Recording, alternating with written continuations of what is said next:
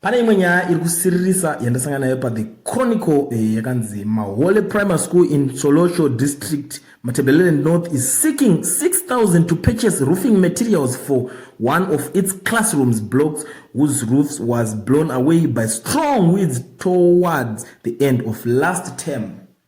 So nyaya iyi yabva yatorwa ikategwa ikashewa na advocate Fadza Mahiri uyo former spokesperson zvekare webato Citizen Coalition for Change arikutaura kuti they parcel out 1 million amongst themselves for consulting read opportunities with political allies. They split the loot up as if they are dividing chicken pieces at a braai stand, yet a school can't raise 6,000 USD for its roof. Zimbabwe is not poor, it's poorly managed.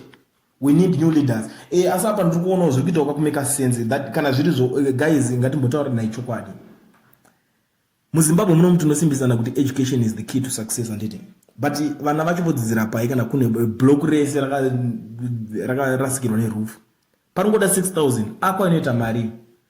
Iko zvinezvo akwa kwanotarisa manyowa naye unoona ipo ne 8.5 akambotanga ari pa 10,000 but 8.5 USD kureva kuti imari yekutoti akwa ne change zvinokwanisa kungogadzirisa potosolveka this problem. Vana votanga kutodzidza zvo vachitoita shungu nechikoro because iwo wangazoita shungu nechikoro pakunodzidza pasina rufuka makutodzidza makaturikidzana mumaclasses makawandisa pada kuongororwa ipapa muZimbabwe. So ndo nyaya imwe yendava nayo nhasi zvekare ndakakubatirai pachannel yenyu kusaziva kuti imimi guys muri kuionawo sei nyaya ngatitaurira nei ngationesane fair pamwe pacho hatifaniri kusimbisana zvinhu zvisiku ngatitaurira nechokwadi.